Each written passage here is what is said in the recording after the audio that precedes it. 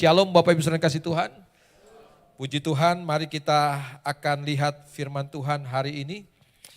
Dari Pengkhotbah pasal yang ke-9 ayat yang ke-11. Ini ayat tadi pagi saya sudah sampaikan saudara ya.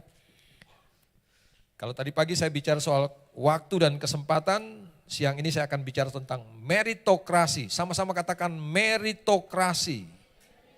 Pernah dengar istilah meritokrasi? Iya, kasihan ya saudara ya. Kasihan benar saudara. Meritokrasi itu adalah dalam masyarakat kita itu aturan yang berlaku di mana yang namanya kemampuan, kepintaran, kekuatan, kekayaan itu sangat diagungkan. Bahwa cuma orang-orang yang punya kemampuan yang bisa dipercayakan, yang bisa berhasil dalam kehidupan. Kalau sistem meritokrasi ini diperlakukan buat semua kita, kemungkinan sedikit sekali di antara kita yang bisa lolos. Dunia itu sangat mengagungkan yang namanya kecerdasan, kekuatan, kecepatan dan lain sebagainya. Nah hari ini kita mau lihat Pengkhotbah pasal 9 ayat yang ke-11.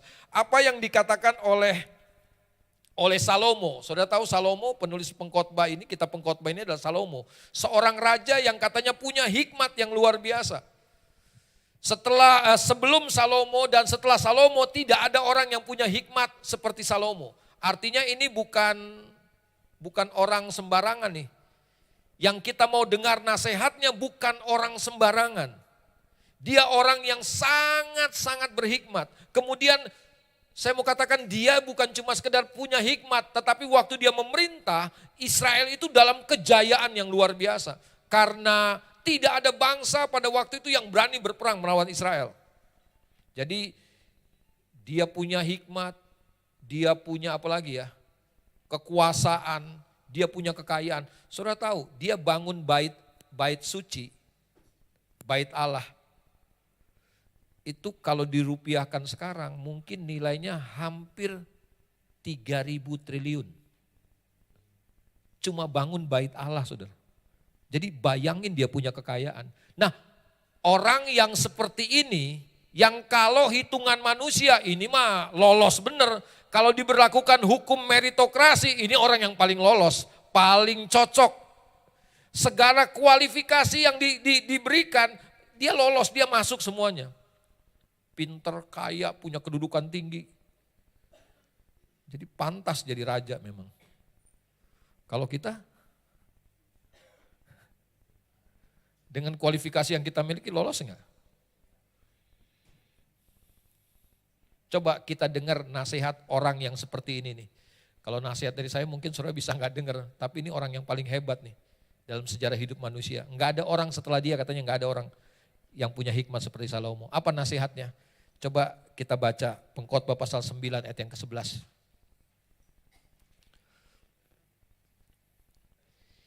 Kita baca sama-sama ya. 2, 3. Lagi aku melihat di bawah matahari bahwa kemenangan perlombaan bukan untuk yang cepat dan keunggulan perjuangan bukan untuk yang kuat, juga roti bukan untuk yang berhikmat, kekayaan bukan untuk yang cerdas dan karunia bukan untuk yang cerdik cendekia, karena waktu dan nasib dialami mereka semua. Kemenangan katanya dalam perlombaan bukan untuk yang cepat.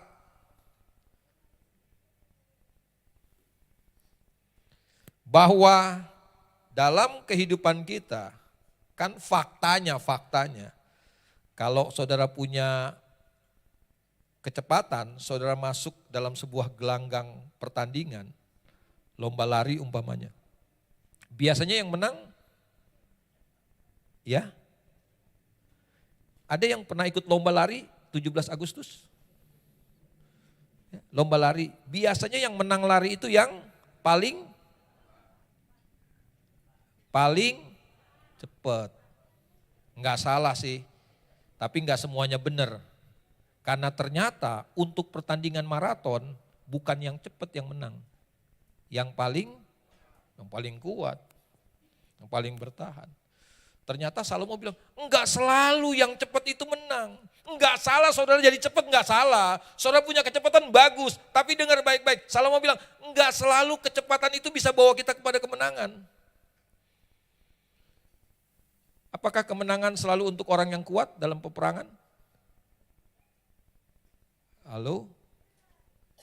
Makanya kalau zaman dulu kalau kita sweet gitu kan, yang ini kalah sama apa?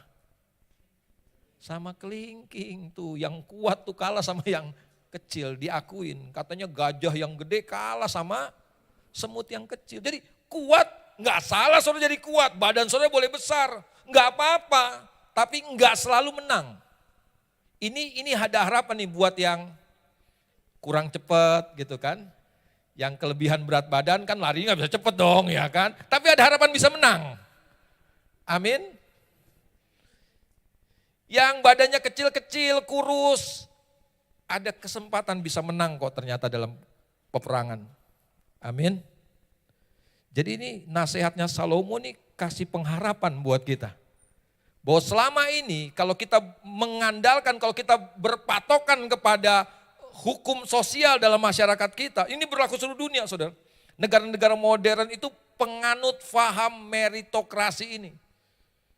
Oh mereka seleksi orang yang mau jadi pemimpin mereka tuh ada kriterianya, nggak sembarangan, nggak semua orang. Nah apa yang disampaikan oleh Salomo ini ternyata sama dengan apa yang disampaikan oleh Paulus. Paulus menyampaikan hal yang sama juga dalam 1 Korintus pasal yang pertama ayat 26 sampai 29. Saya ngomong begini bukan berarti gini loh, saudara gak boleh pinter, gak usah pinter, saudara gak usah cepat, saudara gak usah kuat. Bukan kayak begitu maksud saya. Maksud saya begini, kalaupun kita tidak punya kekuatan, kalaupun kita gak punya kecepatan, walaupun kita gak punya kecerdasan, kita gak secerdas orang lain, saya mau katakan masih ada harapan buat kita. Amin. Kan selama ini orang bilang, lu kayaknya madesu, masa depan suram. Aduh gak ada harapan, lu sekolah aja. Orang mas sekolah SD 6 tahun, lu 12 tahun. Mau jadi apa lu? Tapi ada harapan ternyata. Coba kita lihat 1 Korintus pasal pertama ayat 26 sampai 29. Firman Tuhan katakan begini. Ingat saja saudara-saudara bagaimana keadaan kamu ketika kamu dipanggil. Menurut ukuran, ini meritokrasi nih. Menurut ukuran meritokrasi, ukuran manusia, tidak banyak orang.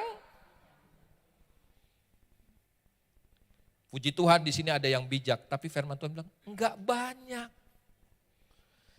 Kalau enggak banyak yang bijak, yang banyaknya apa? Yang enggak bijak pasti ya. Iya kan bahasanya mesti dihalusin, yang tidak bijak. Sedikit yang bijak katanya. Tidak banyak orang yang tidak banyak orang berpengaruh dalam kalangan kita. Tidak banyak orang yang terpandang. Biasanya orang terpandang tuh orang yang punya kedudukan, orang yang punya kekayaan, itu orang-orang terpandang. Tidak banyak bukan di antara kita. Ayat 27.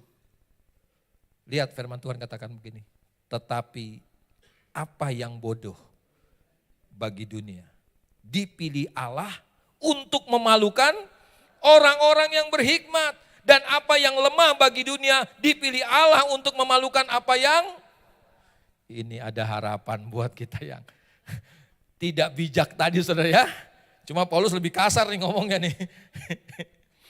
Yang bodoh katanya. Ya kita nggak bodoh-bodoh amat sih ya saudara ya. Cuma kurang bijak aja kadang-kadang gitu. Nggak apa-apa kata firman Tuhan, dipilih Tuhan juga. Untuk apa? Memalukan orang yang berhikmat katanya.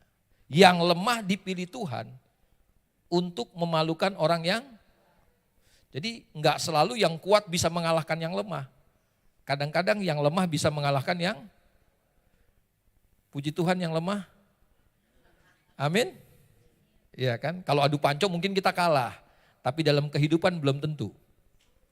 Ada orang yang kuat, ya begitu ketemu haters langsung lemah dia. Iya kan? Main sosial media kena komen-komen dari haters langsung lemah. Itu dunia sosial media, saudara, wah kejam banget saudara. Orang yang badannya kuat, fisiknya kuat, sehat, semua belum tentu menang. Alkitab bilang orang yang lemah bisa dipilih sama Tuhan. Ayat 28, dan apa yang tidak terpandang dan yang hina bagi dunia dipilih Allah. Bahkan apa yang tidak, saudara mungkin merasa begini, oh saya nggak berarti Pak, saya nggak dipandang Pak, orang nggak memperhitungkan. Nggak apa-apa, kata firman Tuhan, Tuhan pilih kita untuk meniadakan apa yang berarti. Ayat 29, ini tujuannya, ini tujuan kenapa Tuhan pilih yang lemah, Tuhan pilih yang bodoh, Tuhan pilih orang-orang yang tidak terpandang, tidak berarti. Ini tujuannya, supaya sama-sama baca, 2, 3. Supaya jangan ada seorang manusia pun yang di hadapan Allah. Saudara, kenapa Salomo mengatakan bahwa kemenangan itu bukan untuk orang yang cepat, bukan untuk orang yang kuat. Kenapa? Karena ternyata faktanya adalah begini, banyak orang-orang yang kuat, banyak orang-orang yang cepat, banyak orang-orang yang secara meritokrasi itu lolos. Mereka terjebak dengan apa? Menjadi sombong. Karena merasa gini, saya mampu, saya bisa. Padahal saya ketemu dengan pengalaman ini, nggak tahu saudara ketemu nggak? Teman-teman saya dulu yang sekolah, yang juara satu. Puluhan tahun kemudian ketemu orang biasa-biasa aja. Jadi orang biasa-biasa aja, teman saya yang dulu nakalnya minta ampun di sekolah. Justru begitu ketemu puluhan tahun kemudian, jadi orang sukses, luar biasa. Saya ketemu sama teman saya tuh, dia sama-sama saya kelas 2 SD, nggak naik dia. Wah sekarang bisnismen, luar biasa ketemu. Wah keren banget lu sekarang. Dulu lu kan nggak naik kelas, dia ngomong-ngomong, dia bilang, lu jangan ngomong-ngomong kayak begitu. Ya kan? Apalagi kalau depan anak gue, jangan ngomong lu, bikin gue malu aja.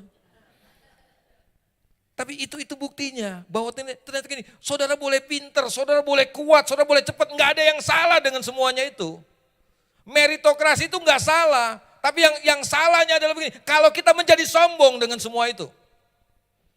Sampai kita lupa bahwa sebenarnya kunci keberhasilan itu adalah begini, faktornya adalah waktu dan kesempatan dari Tuhan. Dengar baik-baik, coba saudara lihat, perhatikan kehidupan pengalaman hidup saudara. Kapan saudara merasa begini, saudara pernah dengar gak istilah gini, ketiban durian runtuh. Mimpi apa gua semalam gitu kan. Saya percaya begini, orang-orang yang sering ngomong kayak begini adalah orang-orang yang gak pernah menyangka sebelumnya bahwa kita akan bisa jadi begitu.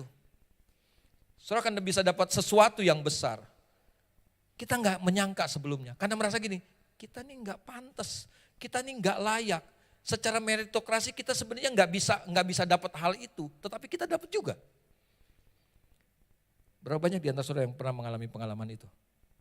Ada orang yang lebih hebat dari saya, kok kenapa dia nggak dipercaya Pak? Ada orang yang lebih pintar dari saya Pak, sekolahnya lebih tinggi dari saya Pak, tapi kenapa bukan dia yang dipercayakan, kenapa saya? Itu bukan karena siapa-siapa, itu karena kasih karunia Tuhan buat kita. Kasih karunia Tuhan buat kita itu bentuknya dalam waktu dan kesempatan. Tadi pagi saya kasih contoh Daud. Daud tuh, saudara tahu ya, Daud mengalahkan Goliat kan? Hebat gak? Secara meritokrasi Daud pantas nggak kalahin Goliat? Nggak pantas. Orang masih hijau, iya kan? Masih hijau pengalamannya. Cuma jaga kambing domba. Cuma jaga kambing domba, saudara.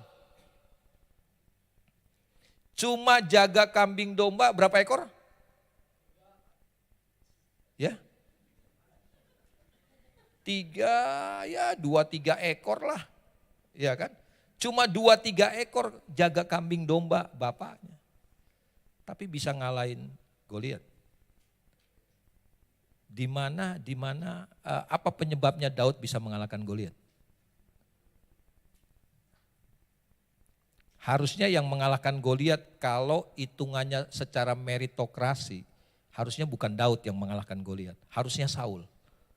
Karena Saul, kata firman Tuhan, Raja Saul itu perawakannya aja lebih tinggi dari semua laki-laki Israel. Dan dia berpengalaman jadi raja, dia berpengalaman masuk peperangan. Tapi dengar baik-baik, kenapa Daud yang mengalahkan Goliat? Cuma sederhana aja, penyebabnya sederhana aja. Daud satu saat dipanggil bapaknya, Daud sini.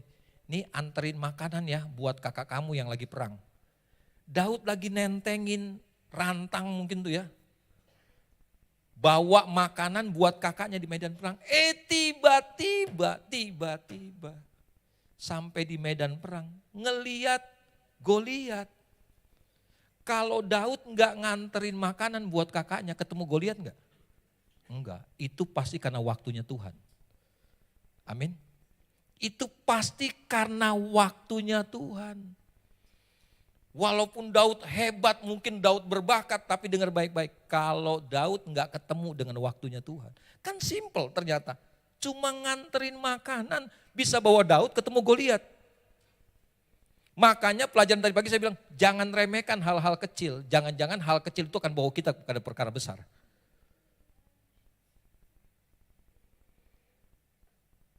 Enggak selalu yang kuat, enggak selalu yang cepat. Ini cuma masalah waktu dan kesempatan. Jadi tujuannya kenapa Tuhan kadang-kadang kok pilih justru yang lemah, yang tidak cerdik, yang tidak bijak, yang tidak kuat. Kenapa Tuhan pilih yang kayak begini?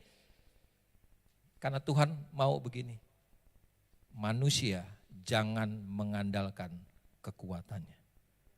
Amin. Manusia jangan mengandalkan kekuatannya. Puji Tuhan kalau Tuhan kasih kita kekuatan. Puji Tuhan kalau Tuhan kasih kita kecerdasan. Puji Tuhan kalau Tuhan kasih kita kecepatan. Kita lebih cepat dari orang lain. Tapi jangan mengandalkan semuanya itu. Jangan mengabaikan Tuhan karena ternyata keberhasilan tidak melulu karena kita punya kekuatan. Karena keberhasilan tidak melulu karena kita punya kekuatan, karena kita punya kecerdasan. Tidak. Karena yang buat kita berhasil bukan kekuatan kita. Yang bikin kita berhasil bukan karena kecerdasan kita. Yang bikin kita berhasil adalah Tuhan yang memberkati kita. Amin. Jadi Bapak Ibu Saudara dikasih Tuhan, Tuhan mau kita enggak jadi sombong. Supaya kita terus mengandalkan Tuhan. Bukankah firman-Nya berkata begini, terkutuklah orang yang mengandalkan manusia. Ya kan? Yang menaruh harapannya kepada kekuatan manusia. Jangan mengandalkan kekuatan manusia. Tapi sebaliknya, diberkatilah orang yang mengandalkan. Walaupun kita lemah, walaupun kita secara manusia kita enggak lolos meritokrasi. Enggak lolos, kita ini enggak pantas sebenarnya. Tapi dengar baik-baik, kalau kita mengandalkan Tuhan, Tuhan akan bawa kehidupan kita. Tuhan akan berikan kita kemenangan buat kita. Tuhan akan bawa kita naik lebih tinggi dari apa yang pernah kita sangka sebelumnya. Apa yang pernah kita pikirkan sebelumnya. Amin. Saya pikir begini, kalau kita terus mengandalkan Tuhan dalam kehidupan kita, Tuhan akan bawa kita naik level yang lebih tinggi. Sampai orang melihat begini, kok bisa ya dia? Sampai orang akan bilang begini, padahal dia mah orang biasa-biasa aja. Tapi kok bisa ya? Bisa. Karena orang yang mengandalkan Tuhan pasti diberkati Tuhan. Diberkatilah orang yang mengandalkan Tuhan. Anak-anak muda enggak salah engkau jadi pinter, jadi cerdas, jadi hebat. Enggak salah. Tapi jangan pernah melupakan Tuhan. Karena keberhasilan kita faktor utamanya cuma satu, Tuhan. yang memberkati kita. Amin. Kita belajar dari contoh orang-orang biasa yang mengandalkan Tuhan. Coba kita lihat di handout kita. Yang pertama adalah Musa. Musa itu orang yang mengandalkan Tuhan luar biasa. Kita tahu bahwa sebelum Musa jadi pemimpin bangsa Israel, dia itu adalah seorang yang diangkat oleh Firaun untuk jadi anak angkatnya. Jadi gini loh, dari bayi sampai umur 40 tahun, Musa tinggal di istana Firaun. Dan setiap hari dia menerima pendidikan di istananya Firaun. Jadi kira-kira kemampuannya si Musa bagaimana nih? Wah, hebat banget. Ini bibit unggul nih. Udah orang Ibrani lagi, kemudian tinggal di istana, mengenyam pendidikan yang sangat tinggi di Mesir. Semua ilmu di Mesir sudah dipelajari sama Musa. Sampai satu saat di umur 40 tahun, Musa merasa begini. Dia nih secara meritokrasi nih lolos nih. Dia adalah orang yang pantas jadi pemimpin buat Israel. Dirinya menganggap pantas menjadi pemimpin. Apa buktinya? Waktu dia lihat ada tentara Mesir menganiaya orang Ibrani, orang Israel, dia marah. Akhirnya tentara Mesir ini dipukul, dihajar sama Musa sampai mati. Musa merasa dia pantas jadi pemimpin karena semua ilmu Mesir sudah dia pelajari. Tapi apa yang terjadi? Keesokan harinya ketika dia melihat ada dua orang Israel yang berantem bertengkar. Musa datang dan coba melerai mereka. Kemudian salah satu di antara mereka bilang begini sama Musa, Musa, siapa yang angkat kamu jadi pemimpin di antara kami? Siapa yang angkat Musa? Musa ngangkat diri sendiri, kenapa? Karena Musa merasa dia pantas, dia layak jadi pemimpin. Kenapa dia layak? Kenapa dia pantas? Karena dia punya semua ilmunya dia punya. Sampai orang itu bilang akhirnya begini, kamu mau bunuh kami sama seperti kamu bunuh orang Mesir kemarin? Ternyata begini, dalam kepantasannya Musa, ngubur satu tentara Mesir aja dia nggak bisa. Nggak benar ngurus. Ngurus satu jenazah tentara Mesir, waktu dia kubur kan ketahuan. Baru Musa sadar begini, wah ternyata ada yang lihat nih, ketahuan nih. Ngubur orang, satu orang aja Musa nggak becus.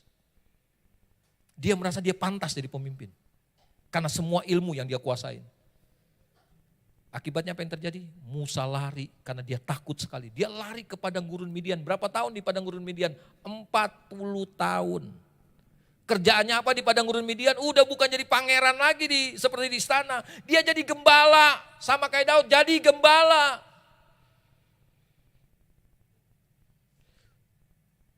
Makanya waktu Tuhan panggil Musa di padang gurun Midian setelah dia berumur 80 tahun. Tuhan bilang, Musa aku pilih kamu. Musa bilang, enggak Tuhan aku enggak bisa. 40 tahun udah enggak belajar apalagi. Semua ilmunya hilang tuh, hilang semua. Saudara yang pernah belajar komputer umpamanya, hari ini sudah belajar. Kemudian 40 tahun saudara enggak belajar lagi. Apa yang terjadi? Lupa semuanya, hilang semua ilmu saudara. Saudara seorang pembicara hebat nih. Seorang yang fasih lidah, jago ngomong. 40 tahun saudara nggak ngomong. Ngomong sama domba, sama kambing tiap hari. Pasti begitu dapat kesempatan berdiri di depan umum, kayak aduh grogi saudara. Semua ilmunya tuh hilang. Makanya waktu Tuhan bilang, Musa aku pilih kamu. Musa bilang, Tuhan aku nggak pandai ngomong. Bener memang Musa nggak pandai ngomong. Dia kan udah belajar ilmu Mesir, itu 40 tahun yang lalu. Tapi 40 tahun di padang gurun, Musa nggak bikin apa-apa. Hilang semua kemampuan Musa. Begitu hilang kemampuan Musa, Tuhan pilih Musa, Tuhan pakai Musa dengan luar biasa. Ini pelajaran penting buat kita. Jangan ada seorang pun yang menyombongkan diri di hadapan Tuhan. Karena kalau bisa, kalau sampai kita bisa, kalau kita sampai diangkat, itu pasti karena Tuhan, bukan karena kekuatan kita. Hari ini belajarlah sesuatu dari Pengkhotbah pasal yang ke-9 ayat yang ke-11 ini. Bahwa ternyata kehidupan kita bukan ditentukan hanya oleh kemampuan kita. Tuhan yang memberikan waktu dan kesempatan buat kita. Amin. Kitab Wahyu katakan begini, kalau Tuhan buka pintu, tidak ada seorang pun yang bisa menutupnya. Dengar baik-baik, pintu yang Tuhan mau buka Bukan cuma untuk orang-orang yang kuat, bukan cuma untuk orang yang cepat, orang-orang yang hebat, orang-orang yang pinter. Bukan cuma untuk, tapi buat semua orang yang mengandalkan Tuhan. Yang percaya kepada Tuhan, yang tidak mengandalkan kekuatannya sendiri. Saya percaya kepada mereka lah Tuhan akan memberikan waktu dan kesempatan. Kalau Tuhan yang buka kesempatan, tidak ada seorang pun yang bisa menutupnya. Amin. Tuhan membuat segala sesuatu indah pada waktunya. Hari ini buat saudara yang merasa lemah, kurang, gak perlu minder. Saudara merasa saudara kurang cepat, saudara gak kuat, saudara gak punya apa-apa hari ini, dengar baik-baik. Gak usah minder dengan keadaan kayak begitu. Tetap percaya kepada Tuhan, tetap andalkan Tuhan. Buat saudara yang punya kekuatan, saudara yang punya kecepatan hari ini, saudara punya kepintaran, saya mau katakan puji Tuhan buat semuanya itu. Tapi tetap mengandalkan Tuhan dalam kehidupan kita. Karena cuma Tuhan yang bisa bikin kita berhasil. Semua kemampuan kita nothing di hadapan Tuhan. Tanpa campur tangan Tuhan, tanpa pertolongan Tuhan, tanpa kesempatan yang Tuhan beri buat setiap kita. Kalau kita berhasil, itu pasti karena kesempatan Tuhan berikan buat kita. Karena sudah tiba waktunya Tuhan buat setiap kita. Hari ini apapun keadaanmu, tetap mengandalkan Tuhan. Tunggu waktunya Tuhan. Kita gak akan pernah tahu. Daud aja waktu bawa makanan dia gak tahu itu waktunya Tuhan buat dia. Waktu dia antar makanan buat kakaknya siapa yang sangka? Apa Daud dari rumah udah persiapan, udah latihan untuk ngalahin Goliat? Enggak, dia datang cuma untuk bawa makanan kepada kakaknya. Tapi siapa yang sangka? Itu waktu Tuhan buat Daud untuk angkat kehidupannya. Jadi seorang pahlawan yang hebat. Hari ini percayalah sama Tuhan. Andalkan Tuhan. Jangan ada yang memegahkan diri. Jangan ada satupun yang sombong dengan semua yang Tuhan sudah beri. Semuanya cuma karena kasih karunia Tuhan, anugerah Tuhan. Tuhan memberkati kita. Mari tim PW kita akan menyembah Tuhan. Saya berdoa saudara, jemaat Sewan tetap semangat. Amin. Karena keberhasilan katanya bukan untuk yang cepat, bukan untuk yang kuat, bukan untuk yang cerdas. Ternyata kita semua punya kesempatan yang sama. Amin. Asal kita tunggu waktu, kesempatan dari Tuhan. Asal kita terus mengandalkan Tuhan dan jangan jadi sombong. Enggak usah iri hati dengan orang lain. Mungkin mereka sudah tiba waktunya. Kalau kita belum, tunggu aja waktunya Tuhan. Pasti waktu Tuhan yang terbaik buat setiap kita. Amin.